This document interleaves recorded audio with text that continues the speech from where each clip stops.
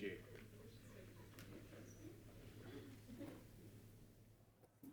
I'm going to start with a little bit of cognitive behavioral therapy, so a little bit of psychoeducation. Your brain releases the same chemicals for anxiety and panic as it does for surprise and excitement. So what I'm going to tell myself and all of you is, I am so excited to give this talk. Thank you so much, Friday afternoon, DerpyCon 2025. Welcome to a panel that so many other people are far more qualified to present. But spoiler alert, I had the con chair's phone number first, and I was first to submit it. So that's why we are going to do this. The next 40 minutes or so of your life are a culmination of my two current hyperfixations of the last 4 years. And I am happy that you're here too. It's Halloween, and I wasn't going to go without something. Okay, it's my day too. More and more nerds are aging into their masters and their PhDs.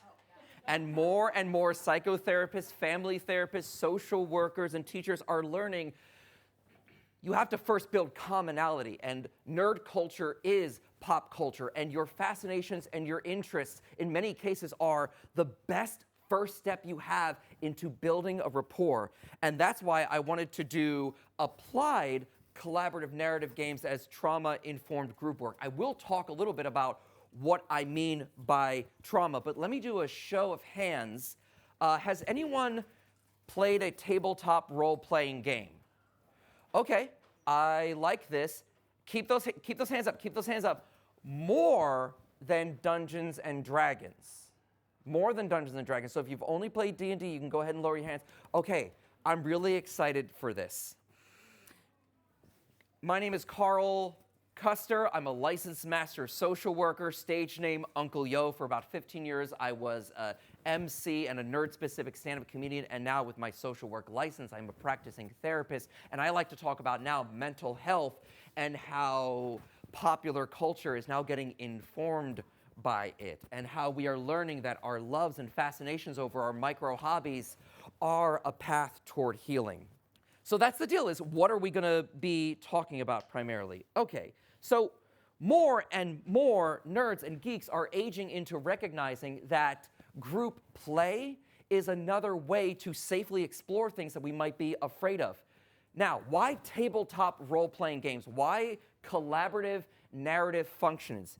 In the last 50 years, we have seen Dungeons & Dragons and other tabletop role-playing games, and I love being at an anime convention because I don't have to explain what is a tabletop role-playing. Take that, Ted. I'm already 5 minutes ahead of you on the lecture.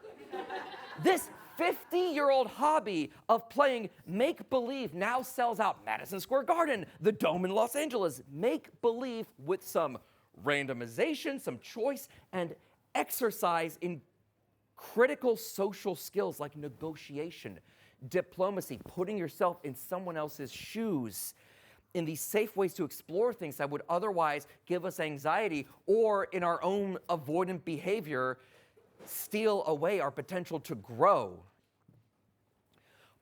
Most of the data that I would be presenting as evidence-based proof is still in medias res, meaning it's literally being recorded now. There's like 40 articles right now about applied tabletop role-playing games as group therapy, and they quote each other because 20 of those 40 papers have been written since 2016. So really, what are the goals that we're going to have today? This is not a master's level lecture for continuing education credits for my teachers.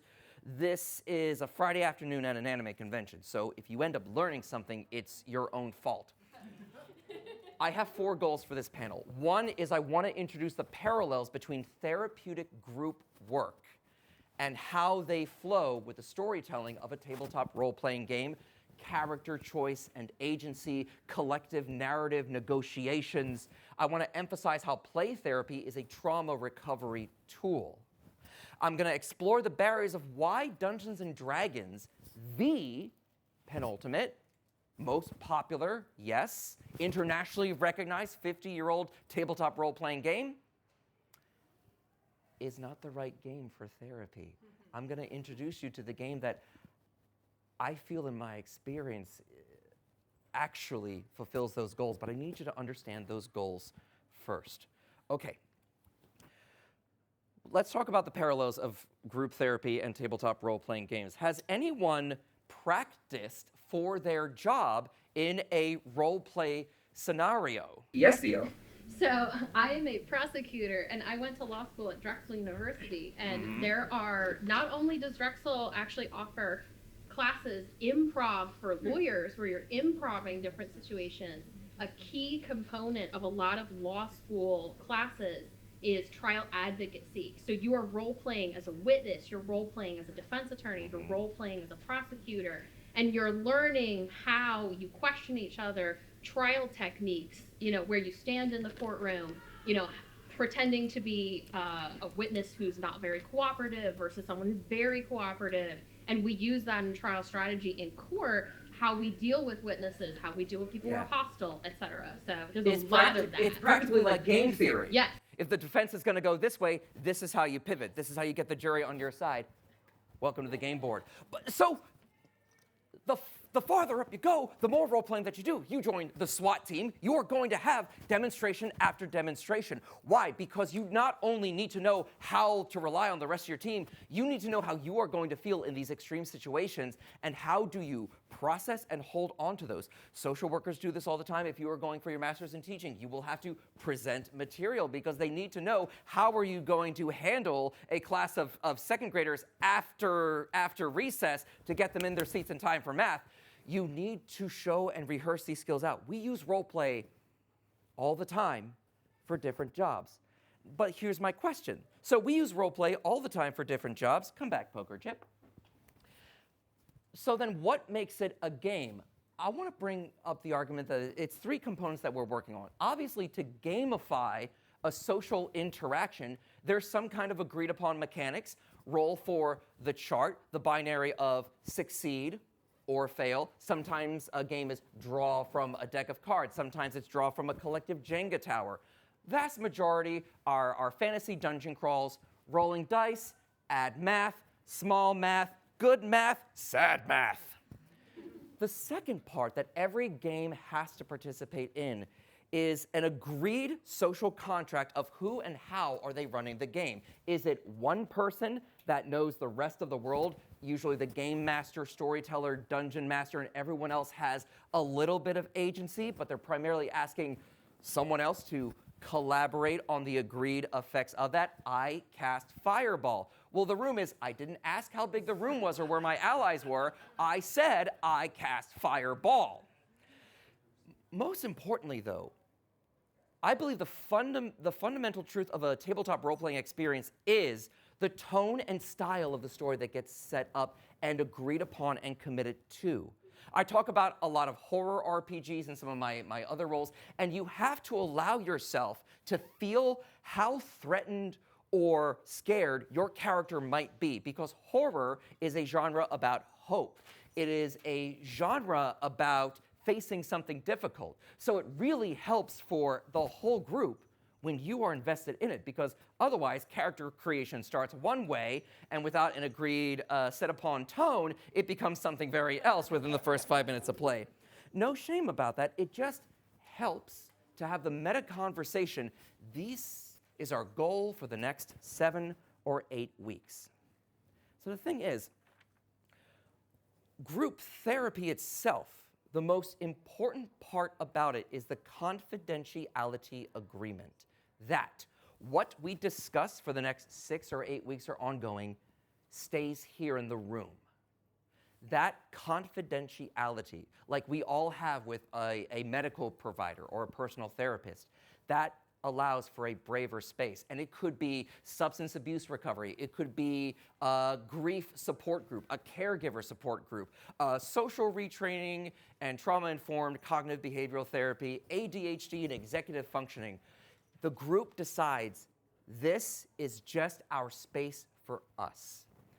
So here are the parallels between group work and tabletop role-playing games.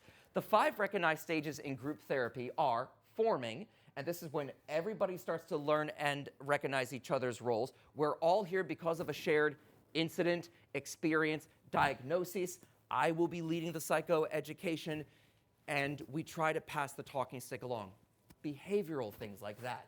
Versus a TTRPG, today we play cowboys, and it has to be silly. Forming and storming. Storming is when the different personalities enter the table, and you've got someone who likes to monopolize the conversation, someone who's quiet and really isn't sure if they want to be a part of that.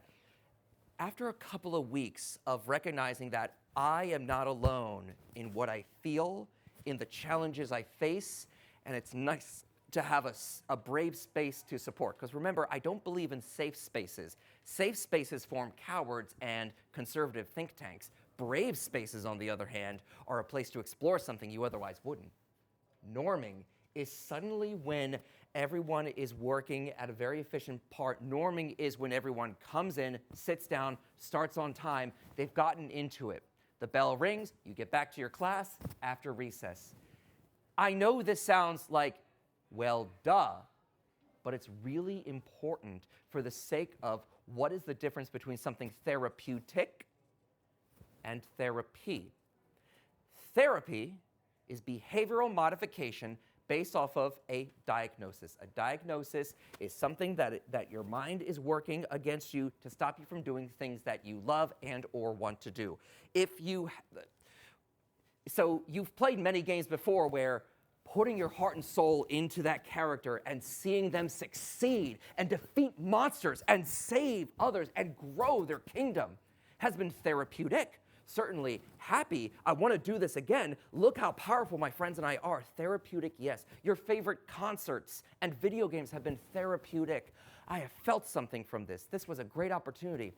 It is not therapy without a licensed professional working with you to achieve a particular goal. Confidentiality. You get to performing where it's at its peak efficiency.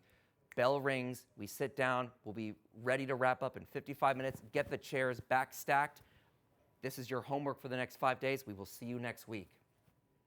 By the time you're in a tabletop role-playing game, at this point, norming becomes how do we combo off each other. You are now aware of your other players' abilities, their roles in, say, a combat, their strengths, your strengths, and how do we make this synergize. Performing in a TTRPG looks like the ebb and flow between the rule of cool and the role play, and, well, there's not really a rule about how does the dwarf handle a miscarriage, but what do you guys think about, like, all right, what's something that we could do together here? Let's step away from the mechanic for a moment. Let's gamify this some other way. An example with this being within a group therapy is now the rhythm's at its peak efficiency. So someone offers a point, someone else validates, shares something similar. They stay on task. They stay toward the goal that they want to achieve. Adjourning and mourning at the end of it, of course. Epilogues, ending the group. I like to end with a very simple prayer that comes from mindfulness if it's a therapy group. If it's a TTRPG, I love giving that epilogue power over to the players because that is their character. If they want some suggestions, I'm happy for, but that's their journey. Part 2.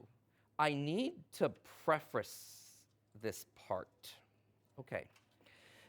When you learn to write academic papers, it's a very certain format.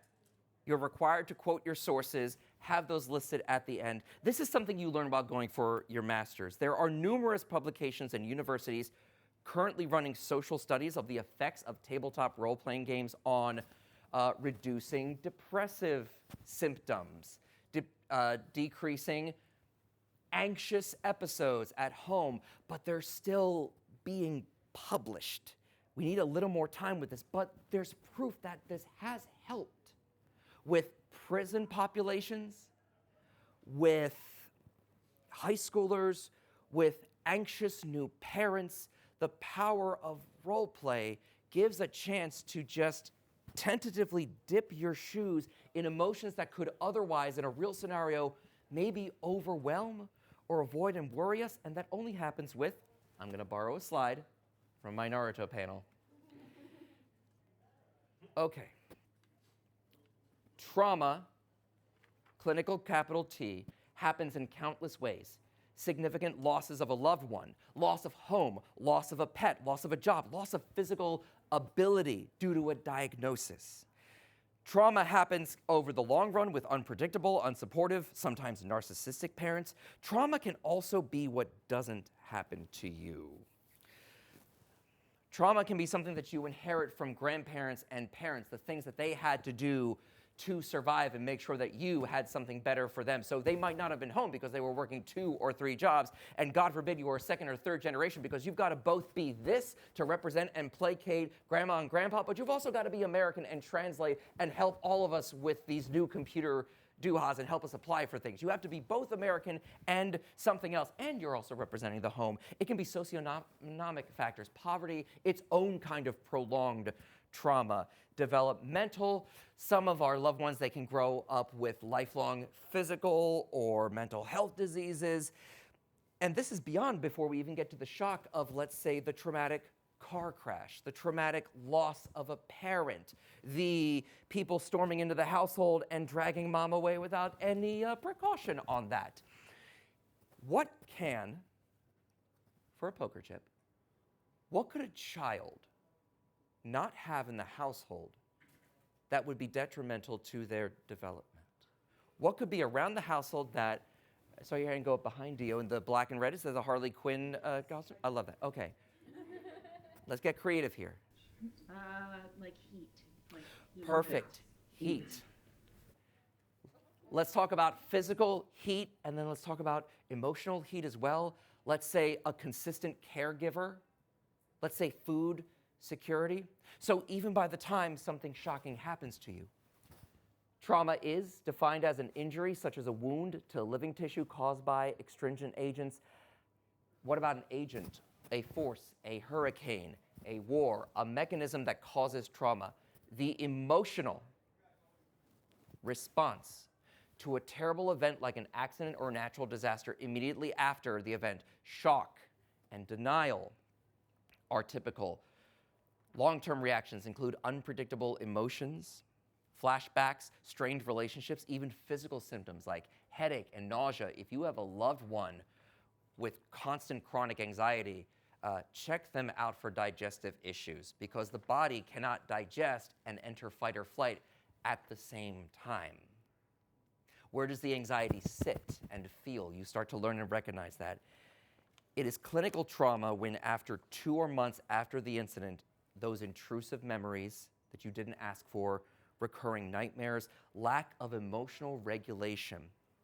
Why are you so jazzed up right now? We're in the frozen food section at Whole Foods. I have to go home. I don't feel safe. I'm asking, which chicken fingers do you want? I have to go home. Feelings of helplessness.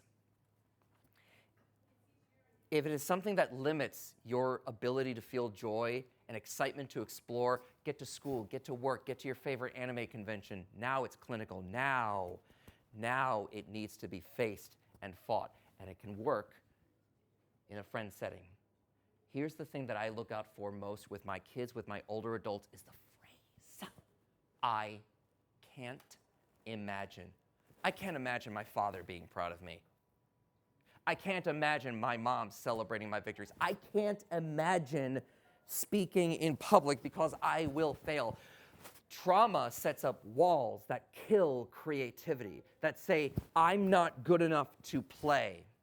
Favorite technique about that is, I'm glad you know how to protect yourself and vet threats, because you don't know that you can trust me yet. Because here is the biggest spoiler of therapy that no one tells you at the beginning. It can be fun.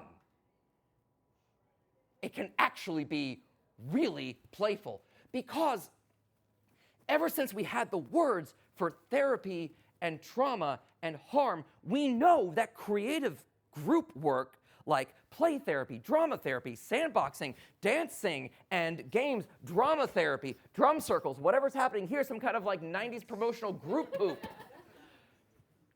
Playing in a group is therapeutic. And all art from painting to film to singing to dancing to poetry, it's a reaction to process feelings that's happening from the environment and the lived experiences. The literature goes back over 100 years since the definition of trauma and play, since we had this word and modality for it. Weird is fun. Fun is good. Go go ahead and explore your weird. Because you'll find someone else eventually who likes that too, and then you will understand this fundamental thing that will always save your life. I'm not alone. I'm not the only one who feels this. Because what a tabletop role-playing game does, according to the literature, it gives us the power of an aesthetic distance.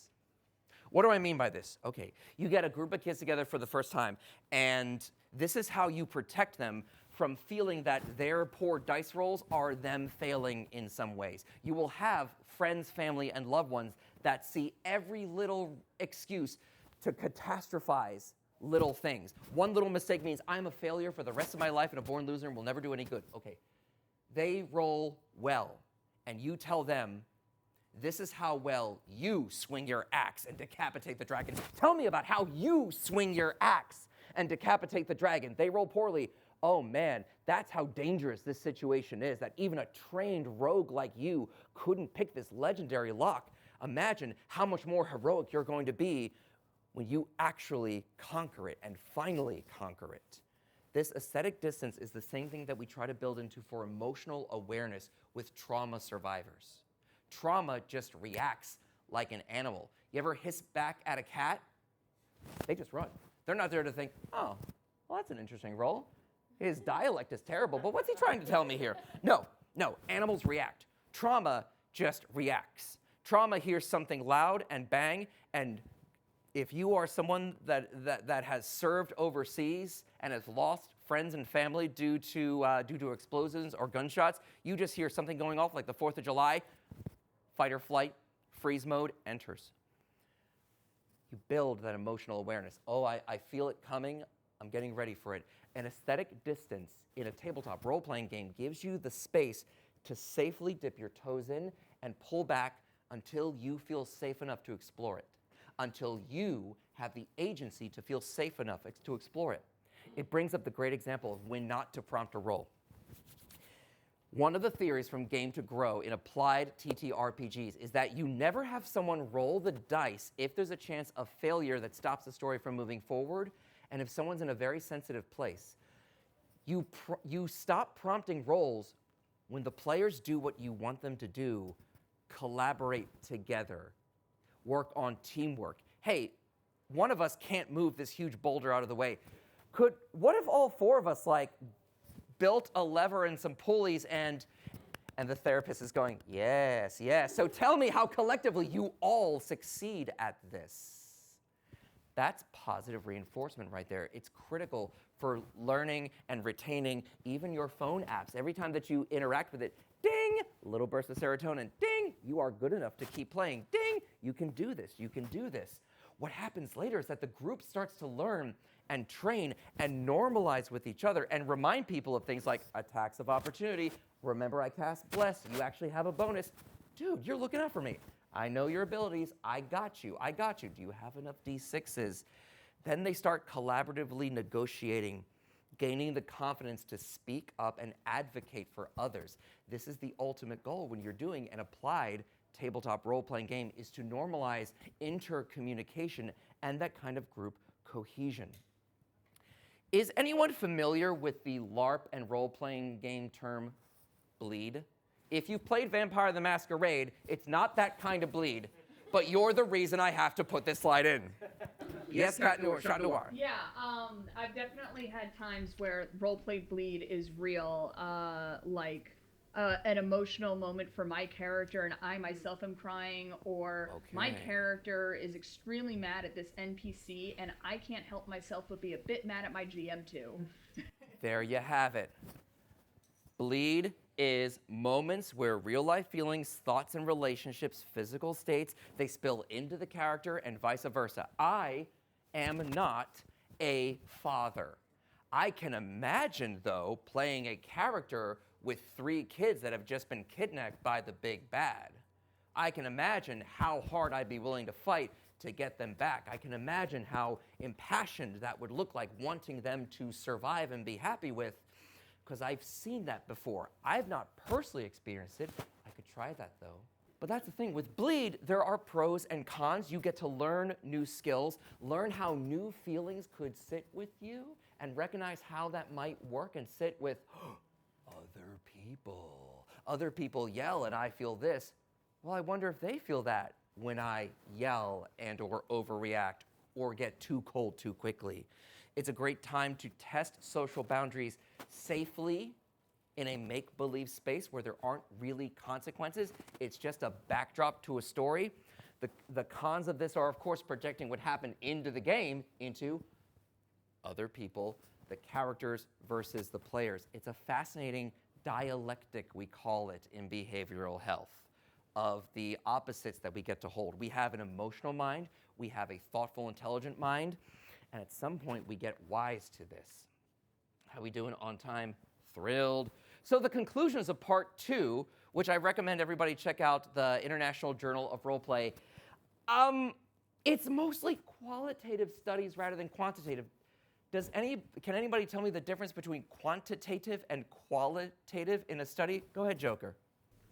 Qualitative is more like personal testimonials. It's much more like interview based. Whereas quantitative, that's numbers, that's data, it's like a survey, something like that. Fantastic. And the Joker is on the board. Joker's not too wild to play. That's where we are right now in the data. You know, you've all had those satisfaction surveys. How are you liking the new app? And it gives you like 5 options. You're always kind of close to right here in the middle, but sometimes you swing the other way and you're always somewhere in between. It's not exact. Playing 8 weeks of cognitive behavioral Dungeons and Dragons and handling and facing my social anxiety by playing the party bard or the party face, I guess it made me feel a little more confident. I did like that funny scene. I wanted to play a barbarian for next time.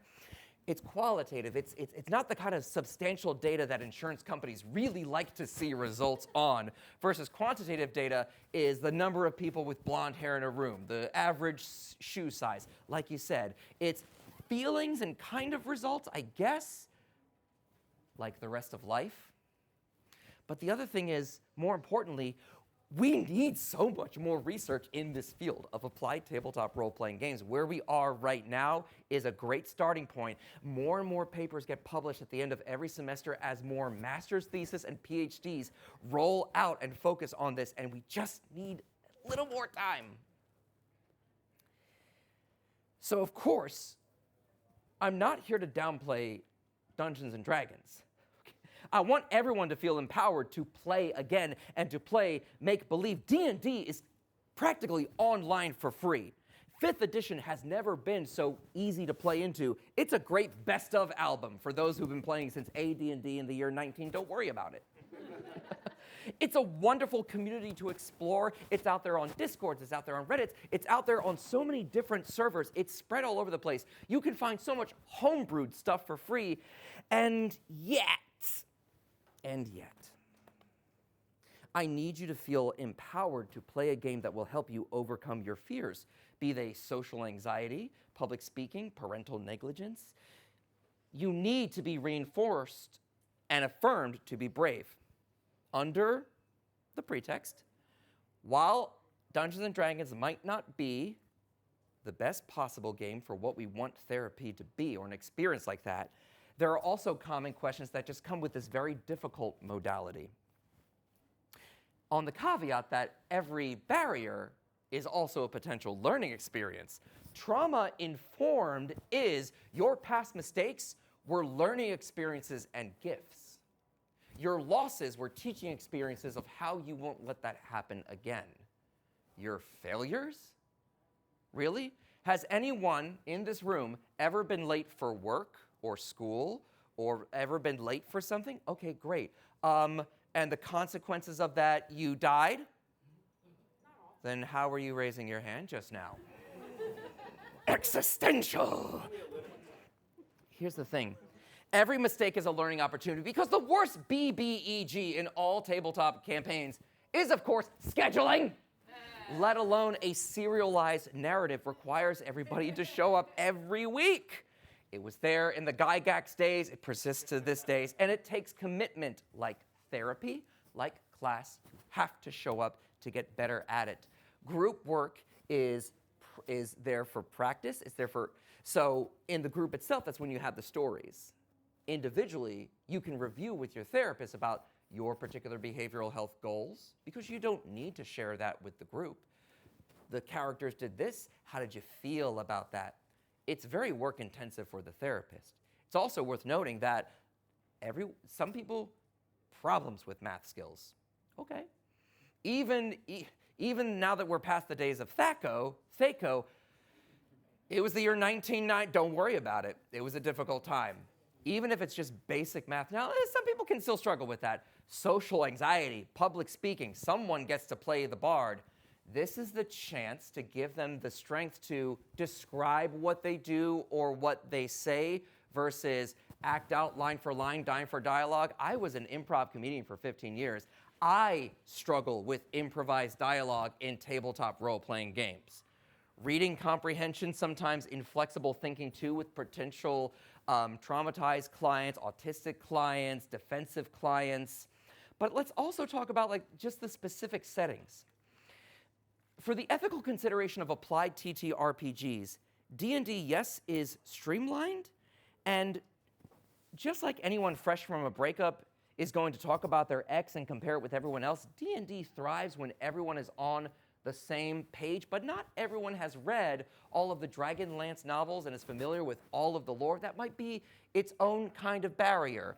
Not every therapist and population is prepared for high concept, high fantasy. I'm sorry, you will meet children today who do not know the Lord of the Rings movies.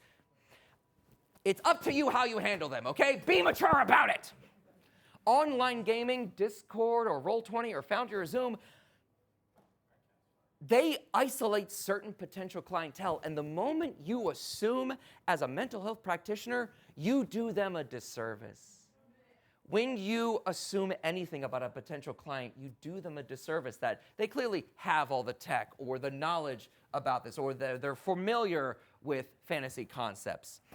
It's also very work intensive for therapists. Let's say if it's offline, that's in person. Well, okay, let's talk about printing out character sheets. Let's talk about supplies. Let's talk about miniatures on miniatures and miniatures and building set pieces and the like.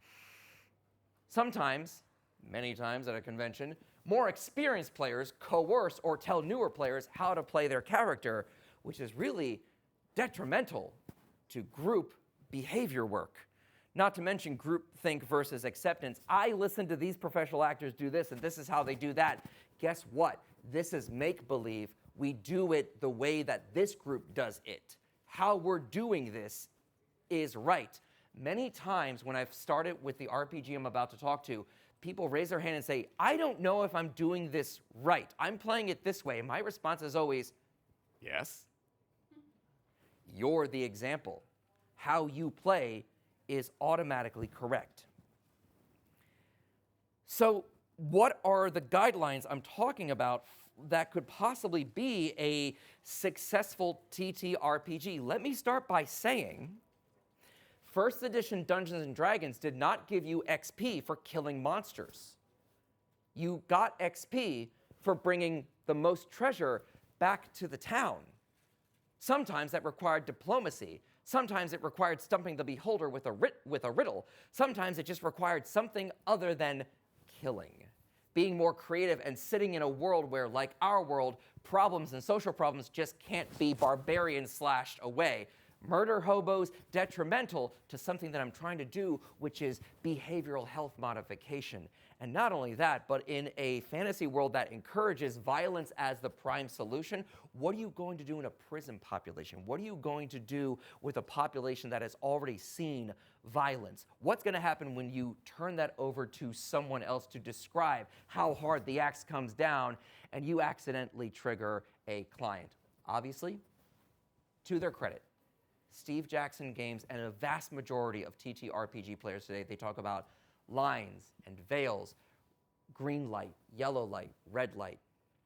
That is, X cards, yeah, thank you, is another foreplay barrier before getting people to sit down and play. And so success for a trauma-informed tabletop role-playing game looks like this for me. Negotiation-driven versus the binary of success or failure or to Pathfinder and World of Darkness's credit, sometimes like extreme success, success, fail, extreme failure. Keep it ambivalent the way that the world is. Here's what I mean by that. Simpler, flexible settings, low threshold entry.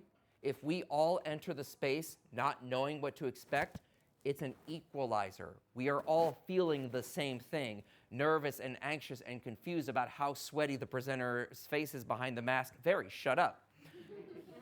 Focus on relationships. One of the tenets of social work is the power and healing power of socializing.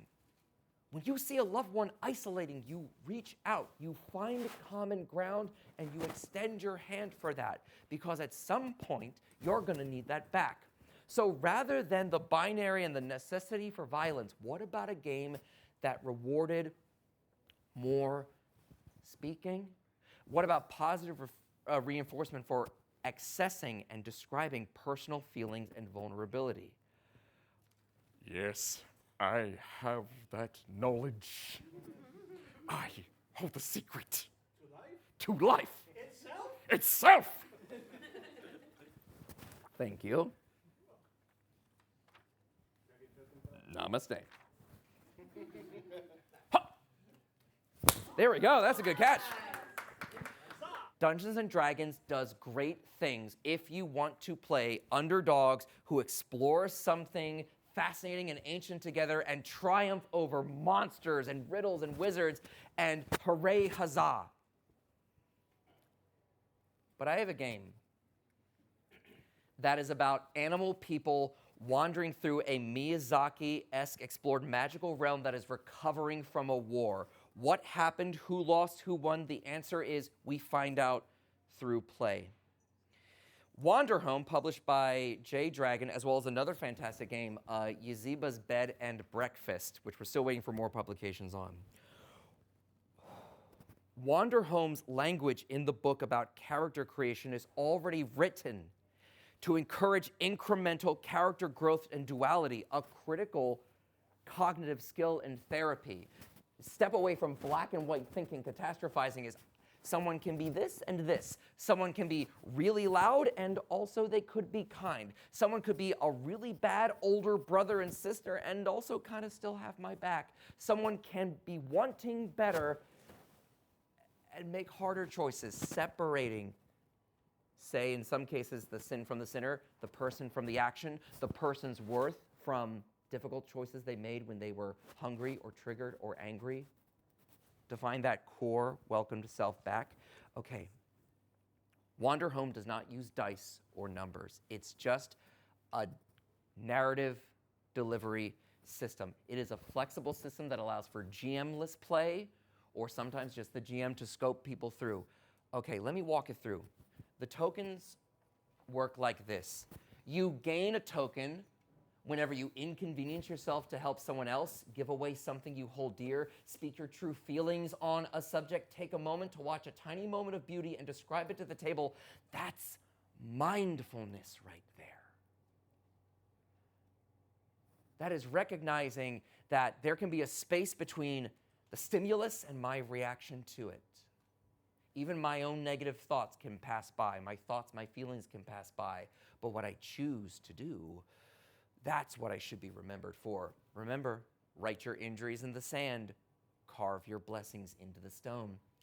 Take a moment to marvel at something no one has ever seen before and ask the table to describe it. You are empowered to include and ask the rest of the table to help you. It's even there in character creation. You get to give a token in any other game where you would roll for the chance to fail. No, you just hand it back to the table or the GM. You just hand it back and say, provide a solution for an asset or a material for an immediate problem. Ease someone's pain, if only for a moment, and it just works.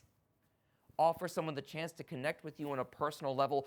Find what someone needs and give them the chance to change that fundamentally. And every playbook, which Dungeons & Dragons would be like class, every playbook is flexible enough in Wanderhome to where you will have even playbook-specific moments to give or take a token.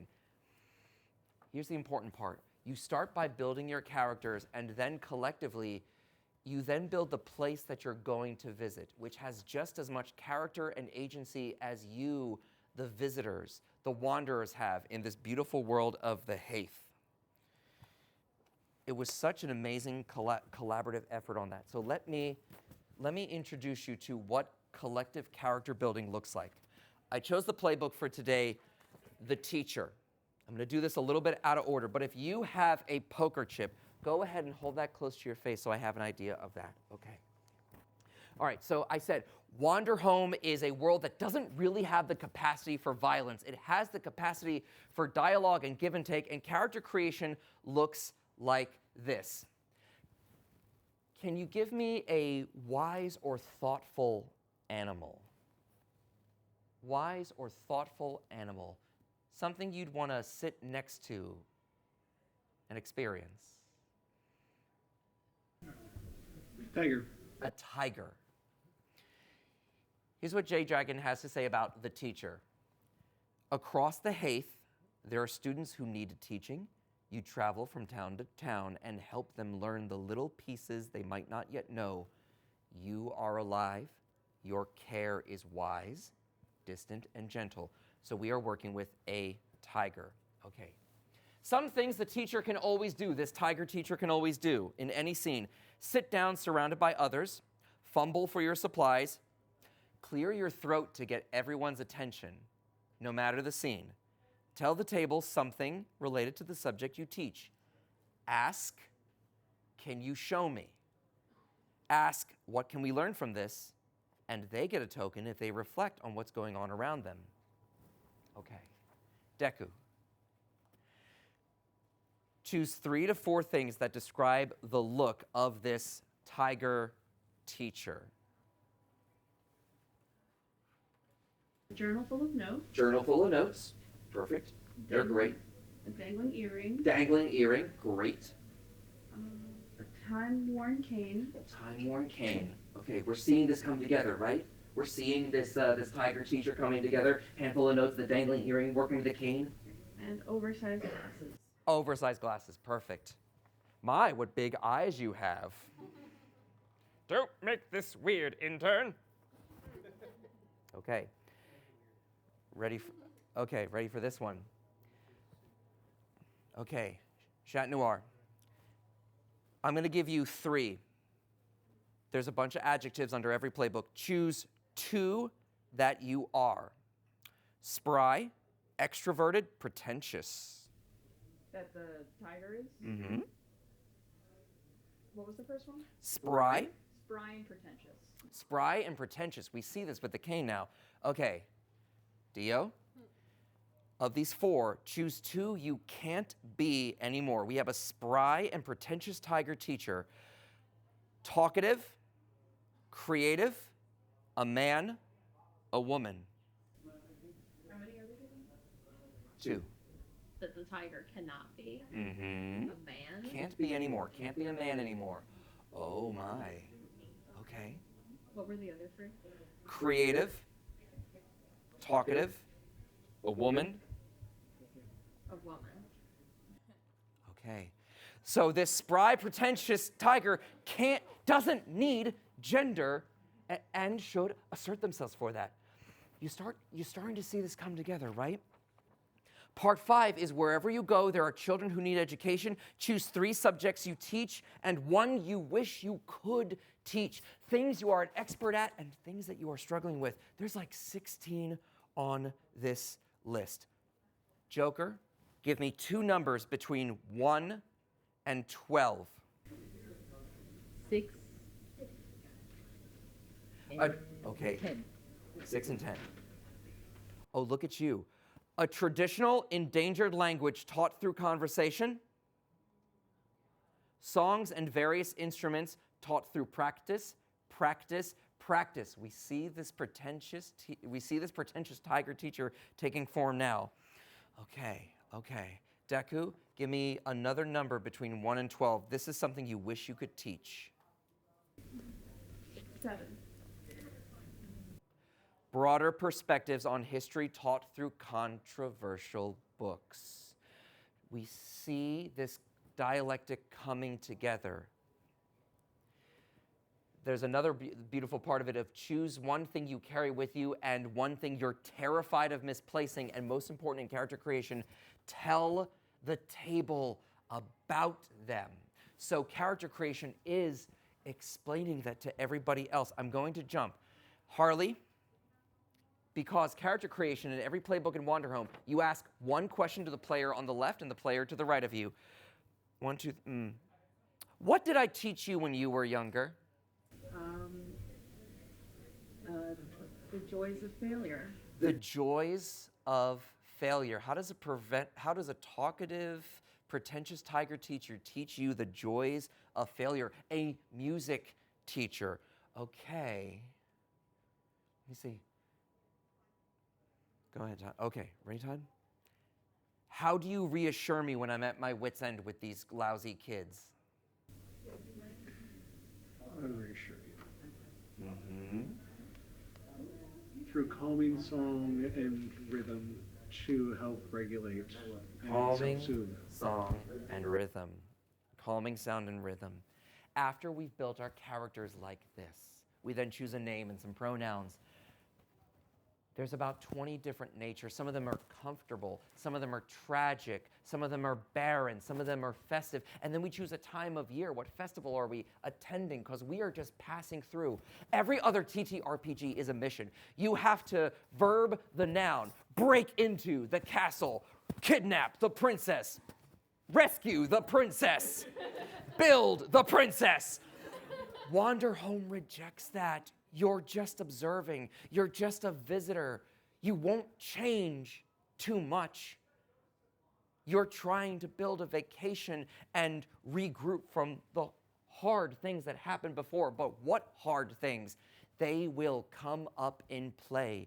You're already starting to see, just with the teacher and the other 12 playbooks, the hints at magic, the hints at the trauma of the war, the hints at the side your family fought for and shamed you out for fighting for. Those come up throughout the playbooks. And after 2 or 3, the relationships already start forming immediately, and you get a much greater sense of your character than you do with Dexterity 16 and Frogman. Please name your class name and rank. Lizard Man, and Lizard Man. Within the token system and within Wanderhome, you are encouraged to share and ask of and from others. You are not punished in any way for not interacting or not. So it's positive reinforcement. It's the power of yes and. It is yes, and let's play to find out. That spontaneity, that thing that can break through trauma. It takes time and it takes commitment, but I've seen it work. Because here's the deal. I'm going to throw it back to the resources again. For those of you with a poker chip, please return those at the end, by the way, and thank you so much for playing. Go ahead and scan that QR code, because TTRPG Kids is loaded with articles about how do you validate young kids' emotions when they get overwhelmed by a game? How do you work with them to build frustration tolerance? How do you teach the love of play and the joy of failure? And I love that it's a Harley Quinn cosplayer teaching me that. The call to arms with this, my friends, is the data is coming out. We need these loving groups like this to form more. Be the story that you want told. If you haven't lived it yet, go for it. You stepping out of bed today was a promise to yourself that you would do something new and weird and spontaneous and something for you that brought you enjoyment. I hope it's worked. Join and build a community that deserves your love. Maybe it's somewhere online. Maybe it is a consistent weekly outing to one place, but it is still post-pandemic. I know there's a loneliness epidemic. You have to show up for you. That could encourage and save a life to show up just in case. Try something new. Use roleplay to explore some thoughts and feelings of a character that may not be yours. Are you always the single word murder hobo barbarian? Okay. Take a bar dip. Get weird. It's okay. My favorite dialogues are always between the rogue and the paladin. So why is it okay for you to kill? Because, well, I was told they were evil. Wait a minute. Hold those dialectics. Turn your butts into ands. I've never played a TTRPG before, and I'm so curious how that story would go. I've never sat long enough with my feelings to label them, and I wonder what else is here. I've never gotten them to listen, and someday I'll find their interest, and that might be my way in. You can do this.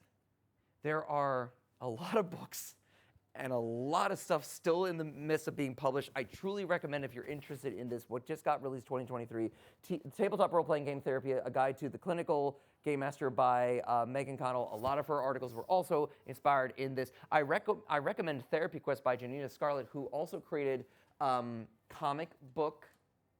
Superhero Therapy, which is a trauma-informed lens of empowering someone to be see themselves as a superhero. Therapy Quest is a choose-your-own-adventure high fantasy where you learn ACT, emotional regulation skills.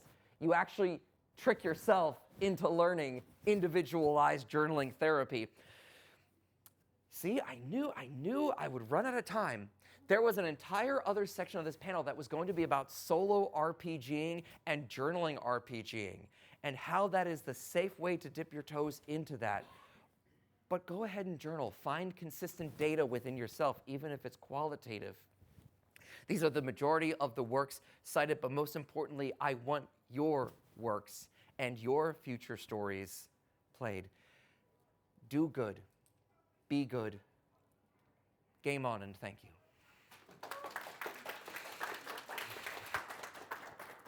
I want those poker chips back!